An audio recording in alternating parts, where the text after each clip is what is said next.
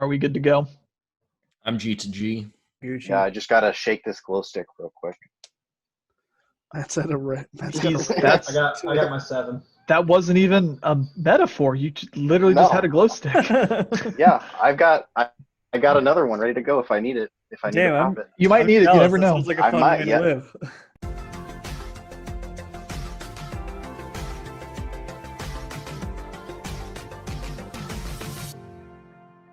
A port is a quarter of a palin. Got it. Okay, now we can go. Oh, And much like that is a quarter, we are dealing with the next quarter of categories here for Game of the Generation. Today we are going to be tackling the. We're only doing 3 categories. Yeah, but it's like 12 It's a overall.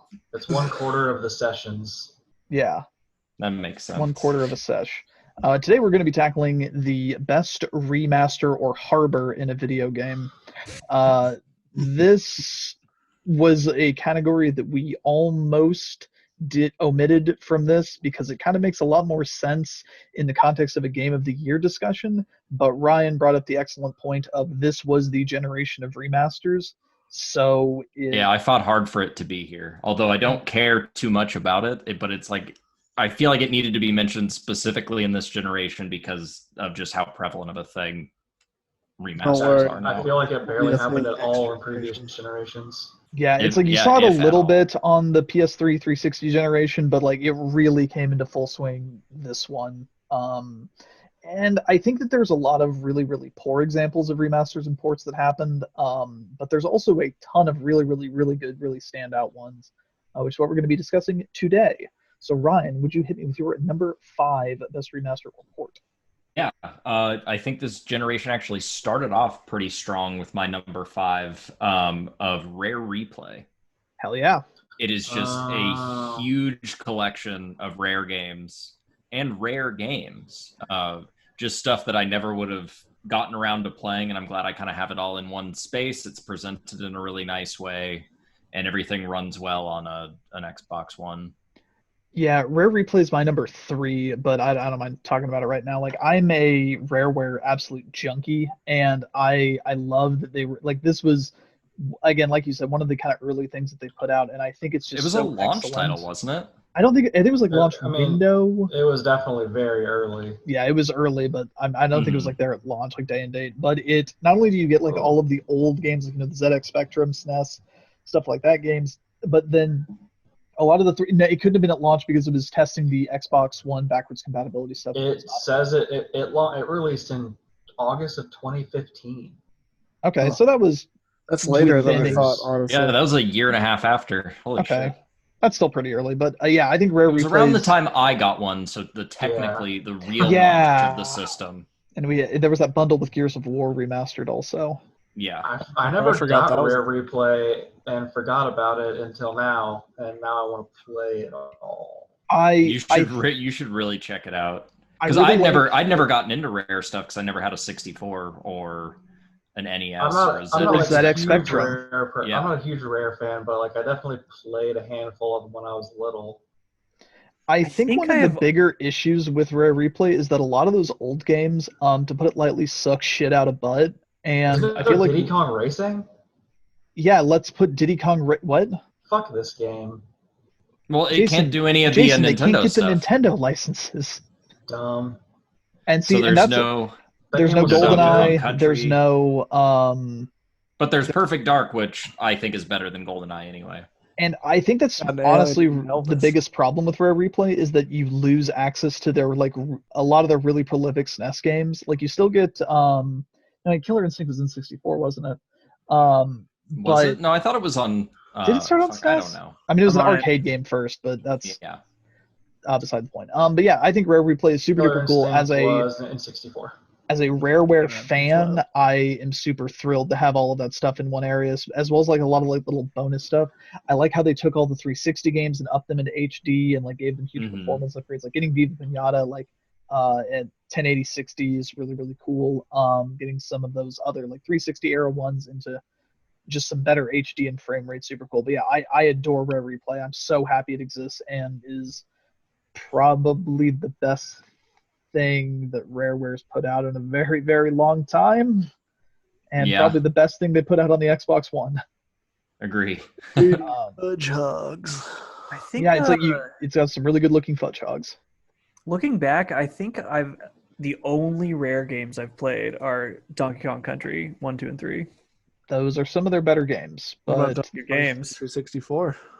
they But they're no Diddy Kong Racing. Rare had a profoundly good run on the Xbox 360 between the Viva Pinatas. I mean, Kinect Sports is well made for what it is.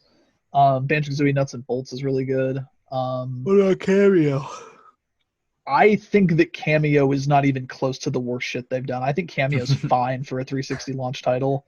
Yeah, there's a lot of stuff on Rare Replay that I like just kind of like as a curiosity. Like at no point am I ever like, man, I really want to play Perfect Dark Zero. But when somebody's like, hey, did you see how weirdly cobbled together Perfect Dark Zero is? You'd be like, oh no, let me check it out. And or it's like, oh yeah, Grab by the it Ghoulies sucks really shit. does suck shit.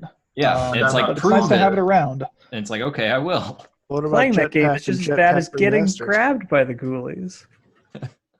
I Yeah. intentionally talked at the same time as Hunter so neither of us could be heard. That's the way to do it.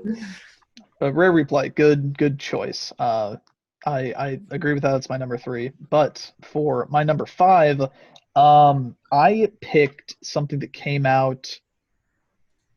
It legitimately might have been this year. It might have been last year. Time's a bit of a blur as of late. But I picked the Yakuza Remastered trilogy. These are ports to PlayStation 4 of Yakuza 3, 4, and 5, which are the PS3 games. Yakuza 3 specifically, notoriously for its like release in the West, they cut a fuck ton of the side content out because they deemed it like too weird or like Americans wouldn't get it. Kind of a lot of stuff like that.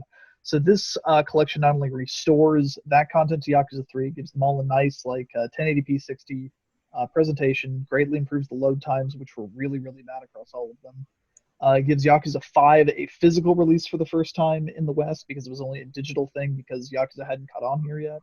And if you bought the like first run of it, it comes with an empty PS3 case for Yakuza 5 for anyone who like owned the digital one, which I did. And I think that's so fucking stupid, but so marketed exactly to this guy right here that I would be remiss to not include it. And it's great to have those games be accessible because they've ported like all of the other Yakuza stuff over onto PS4, and now you can play the entire Kiryu saga on one console. And those are also games that really could use ports. They're from that era of PS3 stuff where shit was just coming out kind of shitty. So yeah, Yakuza Remastered Trilogy. I know no one else would bring that up, but I am very, very happy that they put that out either last year or this year, whenever it happened. Not the Yakuza 1 and 2 on Wii U. Look, Yakuza 1 and 2 on Wii U are the best way to play those versions of those games. And that's the best I can say for it. But Jason, what are your best ways to play some games on the Wii U or not? The best way to play a game on the Wii U is to buy one and then put it in a closet for 3 years. Great way to use a Wii U, preserve that collector value. Damn, I'm knocking it out of the park, I guess. My number 5 was the Spyro trilogy. Awesome. Yeah. I didn't play it a ton. I still would like to hop back on it. I think I played most of the first one and then kind of got distracted like I do. And if I didn't play a game for 2 days in a row, I never touched it again. But I would like to get back into that one. And I know a number of people here played it. I know a Dash is too. Yeah, I much like the Crash Bandicoot trilogy that came out. When that's Spyro Remastered one, I went in 100%ed Spyro 1 and Spyro 2 because those games are really good. Spyro 3, fucking terrible game, and getting to play it again truly cemented that in my brain. Yeah, just it's not the worst thing about it is like there were good skateboard games out at the time, and they just completely missed it in every single regard. It's goddamn dog shit.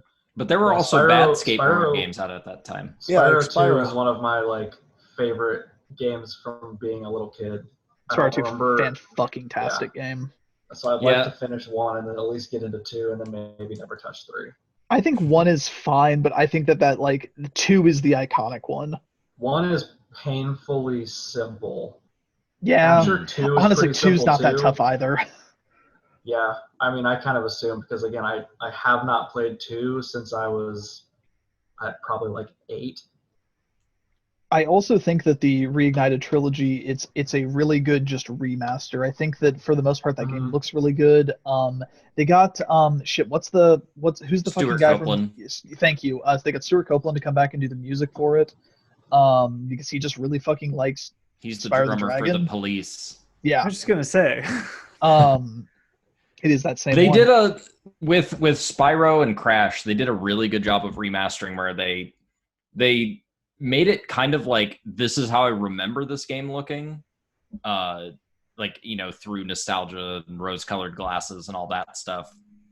And then just kind of like improved it in different places that they could, and they just made them both really good across the board, but I didn't play the Spyro remaster, so it didn't make my list. I have a few gripes with the performance on the Spyro one, where they get it to run at 30 frames a second the whole game, which I think is kind of shitty that they couldn't do any higher than that, especially for a game like of that art style. I think it would look really good. But the frame pacing is like uneven, so you get like weird torn He frames died. occasionally. Must Wait, be a what? really big butt. The butt he can hardly swallow. I think I missed Hunter's joke. Add this one to the blooper reel, Dash. Wait, I like his face too. wait, what's Maybe happening? it's like that old wives' tale where if you make a face, you'll get stuck. Can you not that hear way. me? He made that face one too many times. He said the. I'm not even Yeah, fucking get sure what better happened internet. because like fucking all of my other shit continued to work. Quit torrenting all that anime. Oh well. Just leave all of this in. Anyway, I was mid thought on Spyro. The last thing you said was butt. It's true because we made fun of you. You got stuck in a butt. No, I heard all that and I didn't understand. Oh, really? So yeah, no, I could keep hearing you guys. You couldn't hear me. So I was complaining about Spyro having weird frame pacing, and then Hunter like made a. I'm glad it froze. I don't I know can't listen anymore. Frame Hunter's joke pacing. is. And then I realized that you can't hear me. Yeah, you'll see it when you go see the video. Hopefully, unless it's Or just he pulling won't, because it might be in. from his end. Oh well. Oh, that's curious. Maybe. At risk of causing more problems, let's stop talking about Spyro Reignited Trilogy right now. Sean, what's your number 5? Dash, So- real quick, I have real issue with your frame pacing. Yeah, 'Cause you're you doing like froze. you're doing like 1 per minute. Wait, really? No, you froze. That was the joke. Oh, okay. Haha. I thought hey, when I was having connection issues, I thought I might be continuing to have connection issues. Nah, That's you're stupid. fine. So by even the most liberal of estimates, there's only four remasters that I could consider having even touched. So as my number 5, I'm just going to arbitrarily choose Halo Master Chief Collection. I've never played a Halo game before, but I'm happy for those. Why who have. start now? So Master Chief Collection was my number 4. Master Chief Collection was my number 4. Damn, and to think I already said everything that's to be said about it. I think that Master Chief is Chief. good. I've never touched it. I think the Was Master it Chief similar to Collection Rare is in a. Replay as Oh. a way to like collect everything in one place and really join stuff together? It did a really good job. Like you could like the multiplayer is just like its own thing now, and it's all stuff from all the games mixed in there. Wait, Yeah, I just like- remembered one that should be on my list. So you Damn it. already said it. Yeah, it's true. All right, I'm sticking with Halo Master Chief Collection. Yeah, you're gonna have to take off one of your others. But yeah, I think that the Master Chief Collection launched in a super duper rough state where the multiplayer, which was, I would argue, the main appealing thing about it, was completely fucked and unusable. And worse yet, when it was usable, it would make you play Halo 4, which is worse than it not working because it gives you false hope. But even as just a collection of all of the Halo campaigns, and then making them run super duper well with like the Halo 2 remaster and everything else that was packed in with it, I think it's a fantastic pack-in game. But they charged $60 fucking for that broken piece of shit at launch, which kind of sucks. But now, only this year, they have gotten it into a usable good state. It's been released on PC as well. So people are doing like Forge shit on PC, which is super duper cool. They've added in ODST and Reach into it. So it really is like this just great all-inclusive Halo. They added in the games that don't have Master Chief into the Master Chief collection. And charged extra money for them. Neat. You got them for free if you bought Halo in the early time when it was broken, because they were just like, please, the Ambassador Pass. Please, we're so fucking sorry. Because whenever 343 touches anything related to Halo, it just turns into dog shit. But True. Them's the breaks. But yeah, I do. But it does the thing that I think every master should do. It's a button that you press that puts it back to the original graphics. That's a good feature. That shit rules. I love it. So you can just be like looking at something like, this looks really cool. What did it look like on original Xbox? And you click it, and it's just like, here's a brown circle. Oh, this is a game that allows you to play Silent Cartographer in 4K, and that is worth something. I think the only game that I've played that's had that all-important button was the Monkey Island remasters, and the first time I realized the button was there, I was like, I am just going to stick with the old graphics the whole time. They're so much more really vibrant. I love how the old versions of those games look. I think all of the Double Fine remasters do that. I guess those are the only ones I've played, or Monkey Island 1, 2. Yeah, they've got it in Grim Fandango and Day of the Tentacle and fucking Full Throttle and all that shit. But it's a great feature. Like Ryan said, every remaster should have that feature. Hunter, what is your number 5? It's the Dragon Quest VII 3DS port. Real quick, I want to bring attention to the fact that this came out in Japan in 2013. It was not localized until 2016. Count it. Because Square Enix does not like the West having Dragon Quest. Yeah, Sega cares more about Dragon Quest in the West than I'd believe it. It's because you didn't buy enough copies of Rocket Slime. I didn't buy any copies of Rocket Slime. I know, it's not nearly enough. Dragon Quest VII is very special in the series in that it is about 3 times longer than any other game in the series. Like, on the back of the case, it advertises, job changing classes and stuff like Final Fantasies and stuff does. I played 20 hours of that game and I had not unlocked classes yet.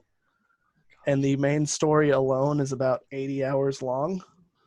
And that's not counting like side quests and shit. I genuinely am envious of you. Like, I want you to know that I give you shit about it, but like, I wish I could do this. I really do.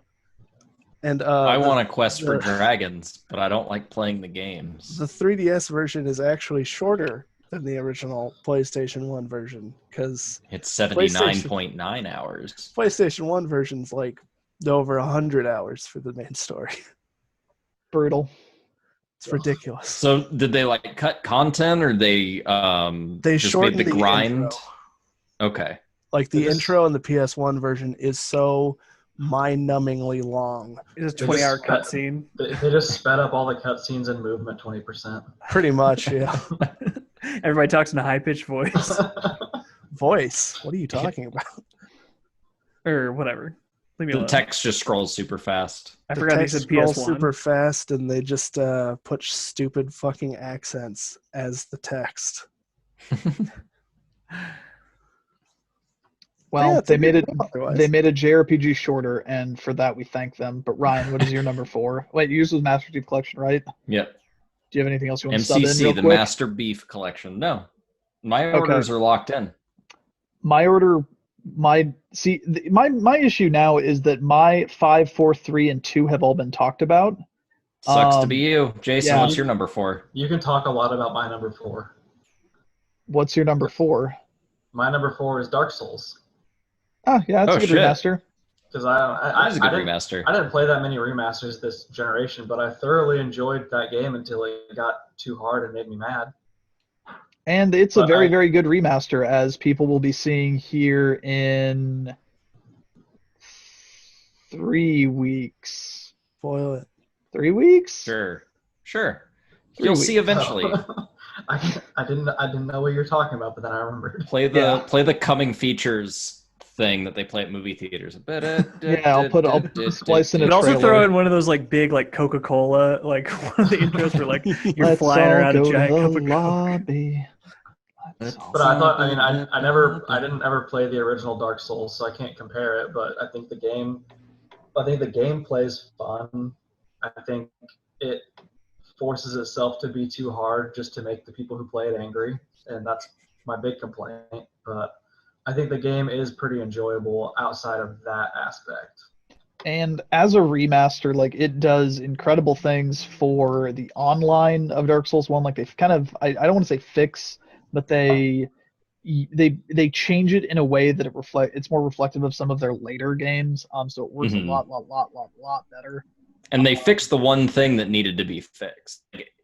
They fixed Blanktown. Yeah. Like, but so that I think is less so than being like a good remaster, is now just kind of like the definitive version of the game, because there's not really any like performance things to be concerned about anymore. It's all just like, yeah, this is what the game is. Yeah, it's 1080 resolution, 4K if you got a Series X, or when the Pro console or PC or anything like that. It's 60 frames a second. Like it all just works. It's all just nice while completely maintaining all of the things, all the correct things from the original, and then like fixing the one thing that really could use modernization, which is the online. Like it is, like Ryan said, it is the definitive version of that game. Which I think is what you should aim for with a port or a remaster. Don't just fuck around.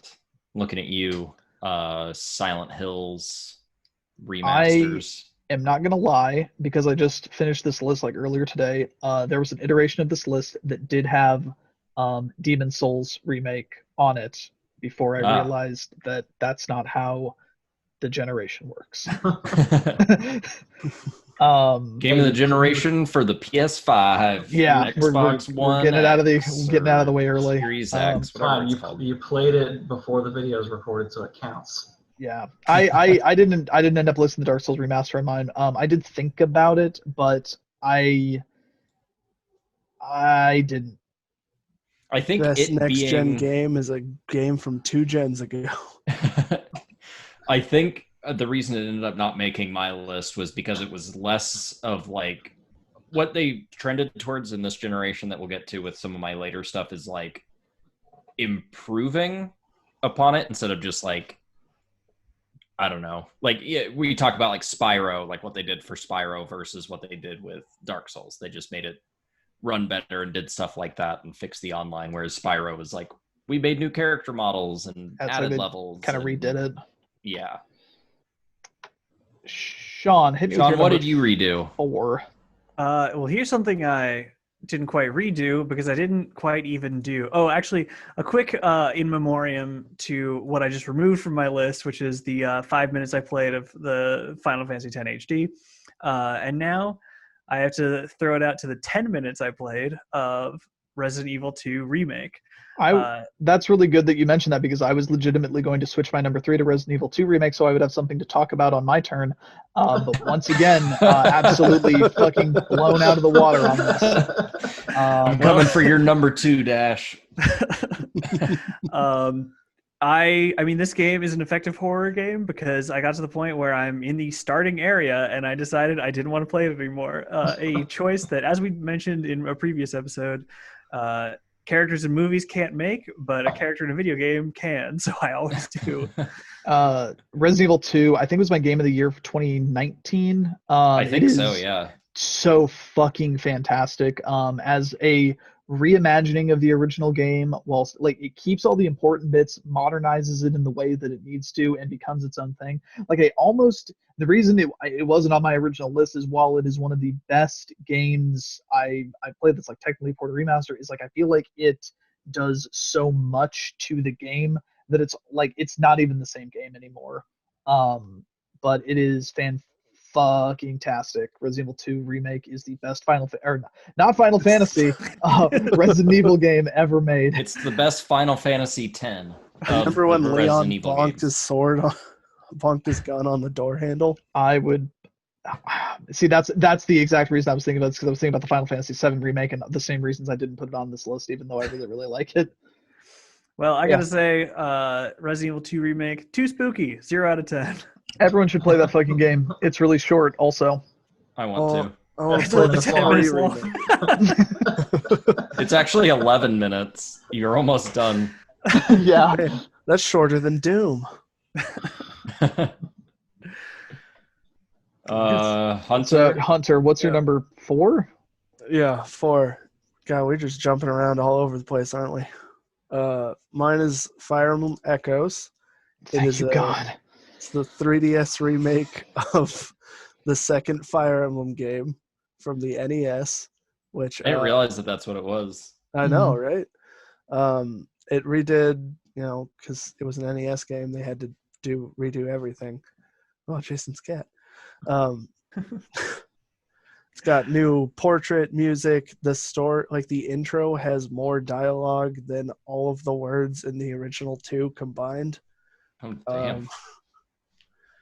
While also they added new characters and stuff, but they still don't really affect the plot. But I'll talk more about Echoes in a different category. I gotta say, you're making me want to play that game I purchased on day 1 and have not touched at all. Maybe Maybe wait no. for a later category maybe- and see if you still feel that Oh, way. you mean that later category? All right. Yeah. Okay. Moving right He's along. just judging it. He's judging it based on its merits as a remake. Yeah. Ryan, what do you have as your number 3? All right, fingers crossed that this is Dash's number 2. Shadow of the Colossus. No, it was on this list for a very long time though. Oh, damn.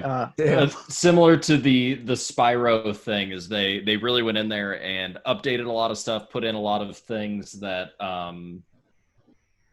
make the game like look really cool. You can do stuff. I think Dash can speak a little bit more on it, on like the lighting filters and shit you can put in there. Yeah. Like you can really do a lot of crazy stuff with just like, I don't know, like customizing your own experience within that game. Yeah, and it's done by Bluepoint, who are the people who just did the Demon's Souls remake. They also did, I think, the Uncharted game on the Vita, I want to say, but they're like proving. No, those are the themselves to people be- who did Days Gone. Okay, I believe you. But they're like proving themselves to be like Sony's go-to like really really good port studio. And so far, like Shadow of the Colossus and Demon's Souls, the 2 things that they touched have absolutely turned to gold. So as far as I'm concerned, let them keep fucking doing it. But is such a good way to play a game I don't like. It is without a doubt the best way to play that game I don't fucking like. Didn't they let you change the controls so jump wasn't fucking triangle? Yeah. They changed that. They put in like the extra swords and stuff. Like they give you other avenues to get the gear from the time trials. The lighting stuff, like Ryan had mentioned, like you can really make that game look super. You can super set cool. it to like nighttime mode, can't you? Yeah, Where you just, can, like, now you the can set the game time played of at night. day. You can set like different weather effects. Like I had it set to like a more, because Shadow of the Colossus is like a very washed out color palette by default. I set it to like a vibrant color palette because that's how I like to play fucking games. And Because he's a child. it does huge steps to make me play all the way through start to finish a game I don't fucking like at all. But it's a really good port remaster. Okay, so Bluepoint, they did the God of War collection, they did the Eco and Shadow of Colossus collection on PS3, Metal Gear Solid HD collection. Yeah, those are all good ports. They did And the they also- 360 port of Titanfall, Yeah, that's weird. Nathan Drake collection, Gravity Rush Remastered, Nathan Drake, that and was what Demon's I was Souls. thinking.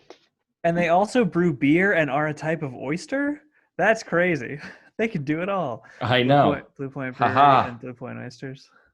I don't get it. We all remember. Sean keeps Dash, what was your stalling. number 3? My number 3 was a game that was already mentioned, so I'm just going to do a quick shout out to Persona 5 Royal for fixing firearms from Persona 5.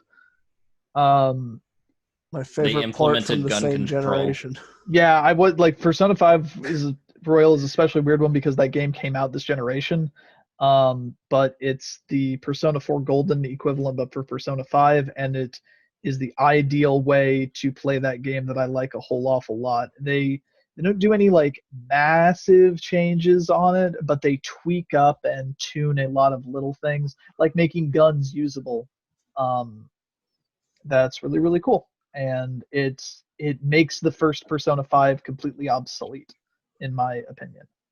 Wait, I thought I learned in one of the last episodes that one of the Persona number plus extra thing isn't a remake, but now Persona 5 Royal is? Or is that No, was that a you're Shin Megami thinking of Tensei? Shin Megami Tensei, which Persona is a Yeah, spin-off yeah. from. Gotcha. It's 4 and 4 final is what you're thinking of, Sean. Yes. Okay. Thank you. I can't roll over to my third copy of Persona 5, but yeah, it's a good way to play that game that I like a whole awful lot. It would not appeal to Jason though, as they took Persona 5 and then added more hours to it. And Persona 5 is already pretty long. Yeah, that's already isn't it like a 100-hour game? I play through games quickly, and my first run of Persona 5 was 70 hours. Nope, never. But let me firmly emphasize, I don't play games like that. Persona 5 just whips that much ass. And then in Persona 5 Royal, they let you have guns. Jason, which remaster port whips your ass? Yeah. And it's also with a gun on Dash. Not this one because it's only my number 3. But my number 3 is Limbo. Again, it's one where I didn't play the original launch of it, but I had a great time playing through that as well as Inside, and I just thought it was a fun game. And they put that together in one nice package. Yep. A tight little one, some would say. Yeah, Lucy. I thought playing Limbo is just very satisfying. I didn't feel like any of the stuff was hard enough to make me angry enough to quit, but some of it was difficult enough that I felt satisfied whenever I figured out how to get through an area. Mm-hmm. Well, Sean, I never got particularly hung up. Sean, what do you have as your number 3? 3. Because now we're entering the realm of the 3 remasters / remakes / ports that I played. For more than 10 minutes. This is, I guess, the worst one that I played, technically now. Legend of Zelda Twilight Princess HD. I thought it was good. I like Twilight Princess more than... Sean, is your number 1 what I think it is? Yeah. Okay. Of course. Okay. Yeah, Zelda Twilight Princess HD. I like Twilight Princess, and I got to play it without having to bust out the GameCube. Yeah, that is Did you get the amiibo? No, I've never bought an amiibo. I Twilight don't play Princess, with dolls. Twilight Princess HD is the best way to play a perfectly okay Zelda game. And you get the GameCube port of it, which is the canonical version of it. And it's Canonical. Yeah, because his sword's in the right hand. Yeah, but why it's in the left the hand. entire world? Which that's still like my favorite like port bullshit thing I've ever heard in game development. Like that's galaxy brain shit. God, whoever was working on that team must have been so pissed off when that was like the call from corporate.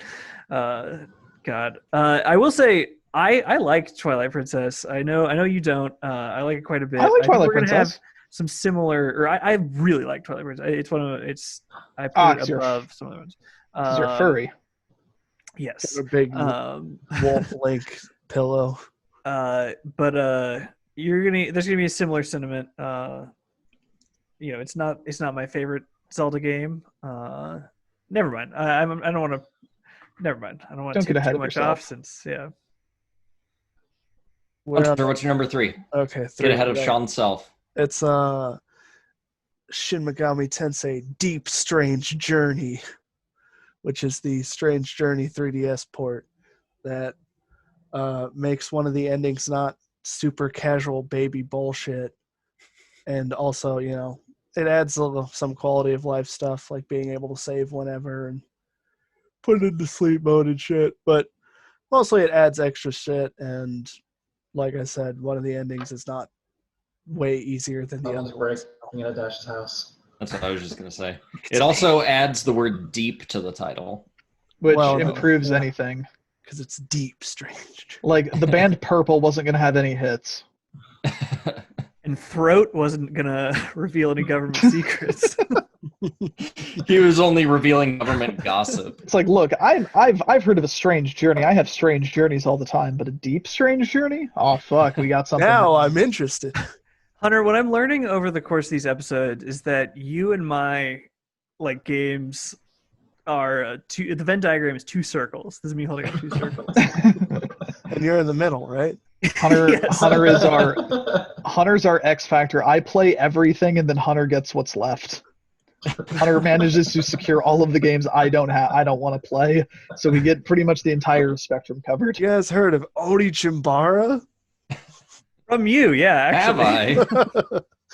It don't- sucks. I don't have. Do I have the PS4 Oni Chambara? Hunter also hates every game he plays.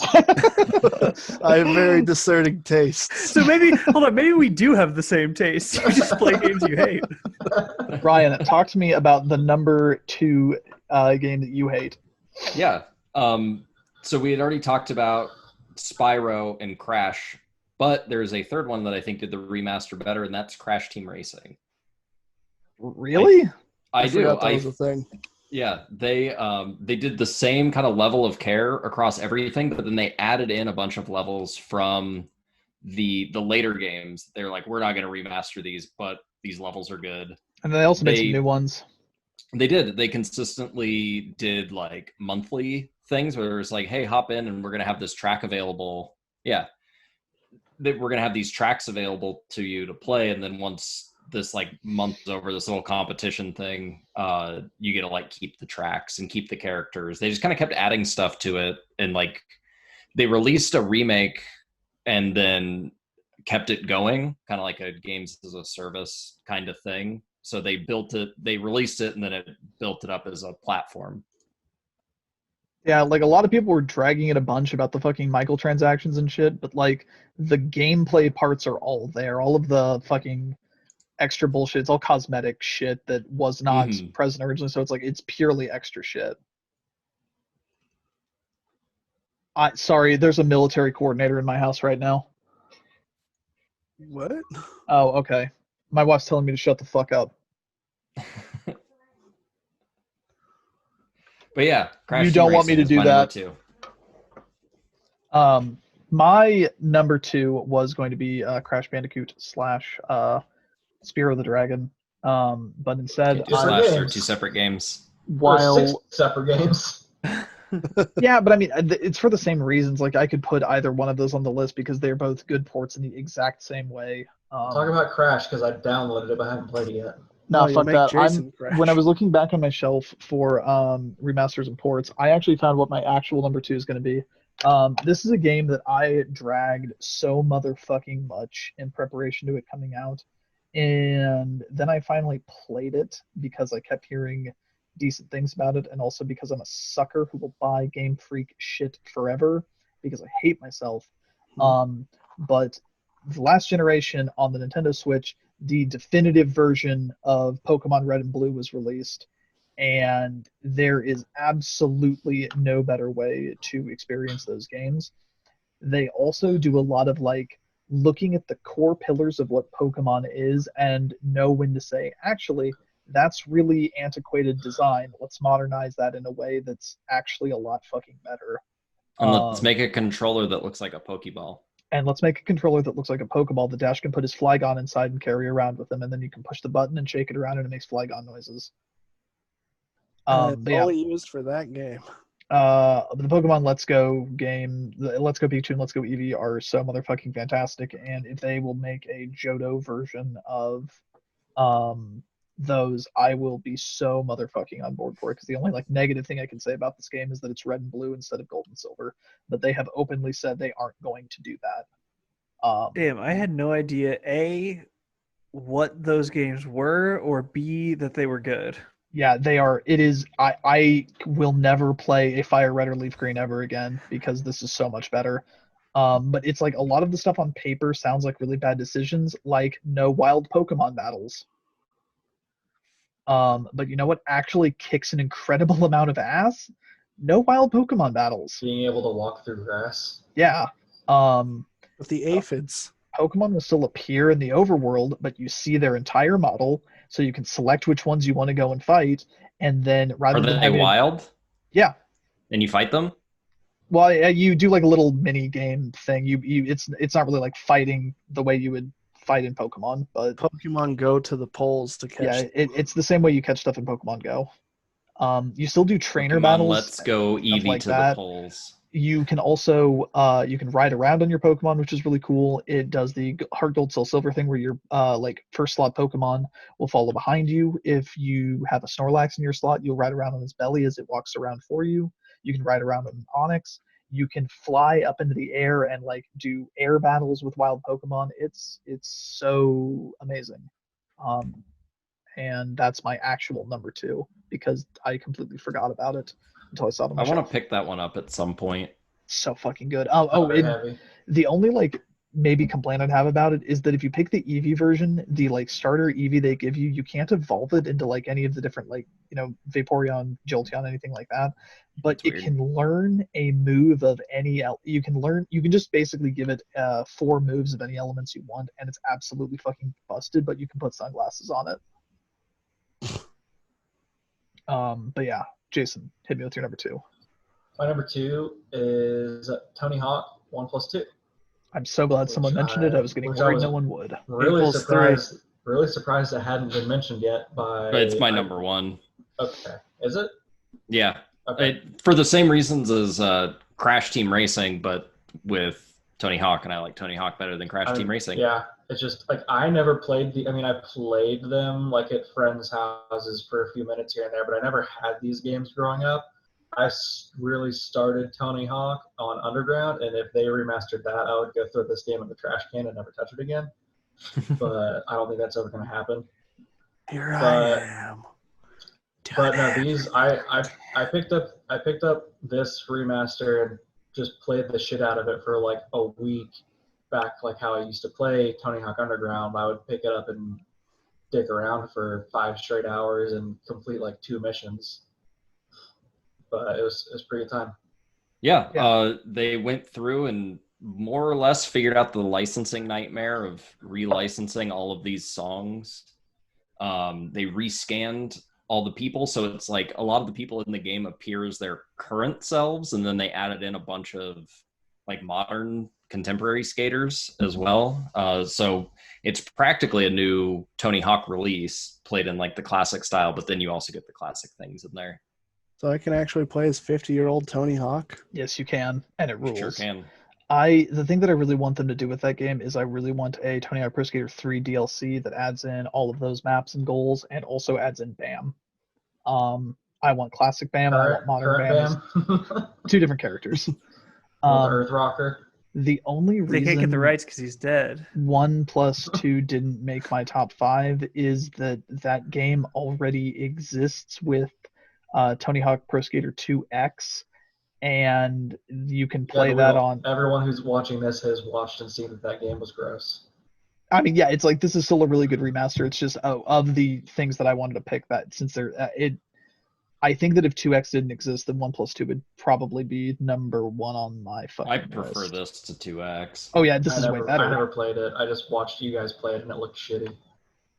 It's what is it, Tony Hawk 3, but with the levels and stuff of 1 and 2. Yeah, that's all it is. I played Pro Skater 3 on the Game Boy Advance. That's the Pro Skater 3 it's based on. Yeah. That physics.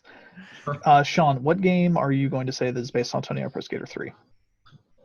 So this is the one that I forgot. I just fully and I'm gonna go ahead and say it's not a good like remake / port / collection. It's Super Mario 3D All Stars. As far as like, oh no, am I losing him or is it me? This is Sean sucking. Yeah, Sean, your shit's fucking up. He's so slow. Making any meaningful changes? Oh, there we go. Am I doing that thing where I'm like talking slow and then it speeds me up? Yeah. Your video's also completely not synced up. Clap. Why would you have him do that? Can't believe Sean's fucking dead. I'll talk about Mario 3D All Stars. I think that 3D All Stars is, in terms of quality, a bit of an insult to the All Stars branding of Nintendo. But I do think that being able to play some of those games the way they are, specifically Mario Galaxy, is absolutely a phenomenal thing to just exist. Mm-hmm. On a just bought it Nintendo to play Switch. 64. And you know what? 64 is a good ass motherfucking game. Sean just bought I it to love play 64. Sunshine. Just what if Mario Sunshine wasn't in there? Okay, I think I'm back, but yeah, Jason's right. I pretty much played it. I pretty much bought just to play Sunshine. I'm the only person who likes Sunshine, and I had a great time playing it again. I Disgusting. tried it. You know what? I'm glad Sean's internet was clear just for that. Hunter, while Sean gets his connection figured out, Add an extra antenna to that router. Yeah, go to the break room. Put another antenna on that PS5. Hunter, what do you have as a number 2? This probably should be my number 1, just considering how it do, but it's not gonna be. Just considering how it do. Yeah, you know how it I've do. considered it. It's Xenoblade Chronicles Definitive Edition, which is the Switch port of the first Xenoblade. They redid all the models, environments, stuff like that, because it was an original Wii game, and they also added an area that was originally cut content and made more story for it set after the main story, and then kind of connects it to Xenoblade Chronicles 2. But I also learned with that is that the original version on the Wii, they didn't have like a main artist or like a 3D modeler. They just kind of messed around with 3D models until they're like, yeah, that looks like a person. And then they just slapped accessories on them. That sounds about right for Xenoblade Chronicle designs. I mean, it's a Wii game, so you don't have to get it that accurate. Yeah. Ryan, what are you gonna Bunny slap Hawk. together? Oh, That was my number 1. okay. That was a good slap. My number 1, I had this as my number 1 pretty much from the very get-go. Like there was no kind of question about this, but it is it is, I mean, I guess 2 games, but it can be either one of them. It doesn't matter which. The Yakuza Kiwami 1 and 2, they are the remakes of the PS2 game. Dash, you need to decide. Okay, you made a whole stink about us being definitive about stuff, and Yakuza your Kiwami number 1. 2 was going to be 6 games. Yakuza Kiwami 1 because it is a remake of the PS2 Yakuza games, which I have played through both of, and they are, let's say, dated. Kiwami 1 and 2 remakes them into the 0 and 6 engines respectively. Completely updates the graphics, remodels everything, rewrites a lot of the stuff, but also like keeps in some of the weird poor localization memes, but doesn't go so far as to keep the Mark Hamill voice track from Yakuza 1, which would have been really good. But yeah, just those are, it is at the point where there is no reason to play normal Yakuza 1 and 2. Whenever I recommend these to people, despite it being in vain, I always say just play Kiwami 1 and 2. There is no goddamn reason to do original Yakuza 1 and 2. Kiwami I only own a PS2. That's a bummer. Don't fucking do it. Do not play it. It's not very great. Kiwami 1 specifically, because it came out after 0, they add in some story stuff that kind of helps bridge the story gap between 0 and 1, and it helps considerably with the way a couple characters behave. But yeah, Yakuza Kiwami 1 and 2. I like the Yakuza games. I've mentioned that a couple times. I watched a video about the PS2 version of 1 where it was just counting how many times they said fuck within the first 3 hours, and it was over 100. Fucking delightfully bad. They're trying to break Scarface's record. Mark Hamill, when he says Kiryu-chan, is quite something. Does he do the Joker voice? It's kind of the Joker voice, but not quite the Joker voice. He does the Heath Ledger Joker voice. Jason, hit me with your number 1. So my number 1, by a very, very, very large margin, is Largen. Large Marge sent you. Oh yeah, Largen. is Call of Duty Modern Warfare Remastered. Mm-hmm. No question, that is the most important video game of my early teenage years. I probably have around 1,000 hours of playing online in that game and prestigied every single time that you could and maxed out almost everything. So being able to, in my opinion, very closely get the feeling of playing that game when I was 14 back was worth every single penny of buying that game, because Which I also thought was they did a only really like $40. I thought they did a really good job. All of the maps looked perfect. All the guns looked and felt the same, and just the game felt like I was playing the exact same game again.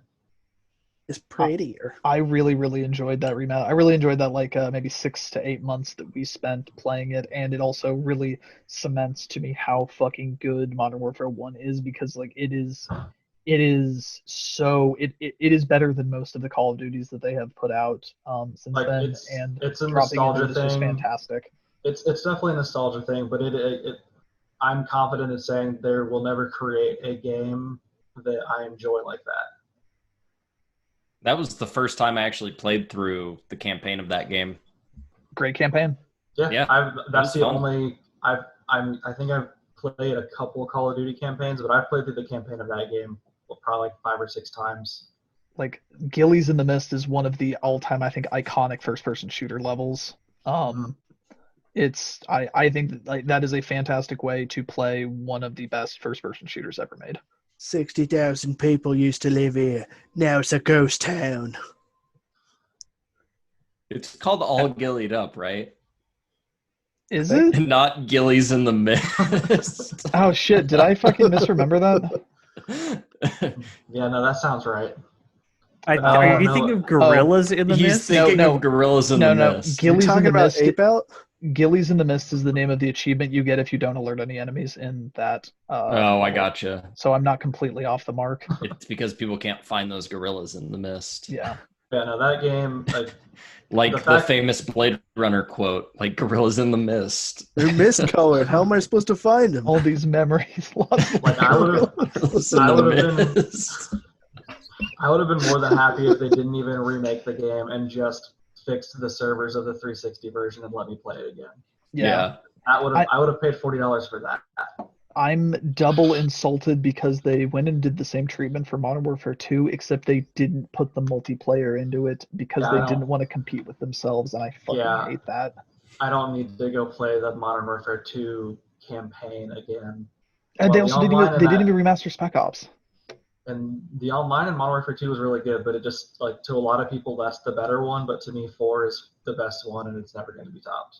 4 is a tight little package. I think if you were to really take anything away from it or add anything, it would just not be as good. That was the game that got me onto the 360, was playing Call of Duty 4 at someone else's house and deciding that the Wii was a dumb baby console and I needed an Xbox. I fondly remember our many 2, 3, 4 a.m. nights playing Caterpillars on Crash. Talk about 2, 3, 4 a.m. It was like 6 and 7 a.m. on many occasions. Going online and doing headshots, and I have a very particular amount of nostalgia for what we did in that game. Yeah. Meanwhile, I'm off Sean, Counter-Strike with old vets on my computer because I didn't have an Xbox. Sean, talk to me about Link's Awakening now. Yeah, it's another game that I feel like sometimes I feel like I'm the only one who likes it, and I feel like the dislike of it gets exaggerated a lot over the years. But the visuals of this game I love so much. They didn't really change anything in the game at all, aside from adding in some optional content. But it looks so good. There are frame rate issues. I really wish that could have not been a factor in it. I would love for them to remake the Oracle games in this toy box style. I don't want any 2D Zelda to ever look differently than that toy style. It's perfect. I love the way it looks. And I need to get around to playing that at some point. The frame rate issues are really like bothersome thing, because when it often is 60, but then when it isn't, it's so noticeable. And it's only in the starting town, which is where you are all the time. Mm-hmm. It's that Do we know if they've fixed it yet? They haven't, to my knowledge. I Nintendo, don't what are really, you doing? I don't love Link's Awakening, but that is the best way to play a perfectly okay Zelda game. Just like Twilight Princess.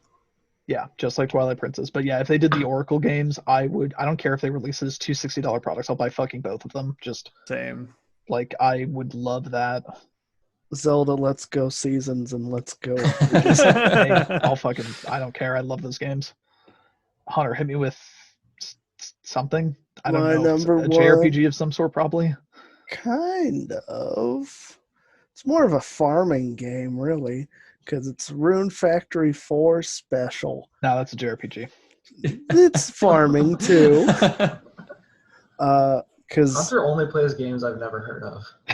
this one's real good. But not in the charming way that you haven't heard of Ryan's games. But Ryan doesn't play games because Oxenfree. No, that's Sean. I've famously never played a game. Ryan only plays storybooks. I should Jason never learned how to read. Rune Factory 4 Special is a Switch port of a 3DS game. The only thing they really changed is having the last story section not be RNG. It happens always like a week after you beat the story bit before it. Other than that, it's pretty much a straight port. But what really pushes it over the edge is Rune Factory is a fantastic game. And when they announced it, they're also like, hey, we're making Rune Factory 5. I was like, hell yeah. Because the original developers went bankrupt after Rune Factory 4 came out, even though it was the best-selling game in the series. So Is that kind of been like the weird Harvest Moon Story of Seasons weirdness, or is Rune Factory largely untouched by that? It's made by the same people, but it's not really affected by that since they started Rune Factory kind of like as just an experiment thing, being like, Harvest Moon's getting kind of stale. What can we do to spice it up? Dungeon crawling. And then that turned out to be successful, so they kept making it. But then they went bankrupt. The publisher bought them. They made another game. That game bombed. And then everybody thought, it's like, oh, well, there goes Rune Factory. But then they ported it to Switch out of nowhere and like, hey, we're making another one. It's really weird that those games, I get that place went bankrupt, because I've always heard extremely positive things around that entire franchise. I almost like played it once. It's very well liked. Because of the good things I heard. Well, I haven't played Story of Seasons, but I heard they're all right too. But well, that's going to do us for our ports and remasters. Speaking of things we almost played, I don't know why you would bring that up right now. I don't get it. The next episode is going to be Worst games. oh, but yeah, we're gonna have an episode next time. But we will see you then. Goodbye.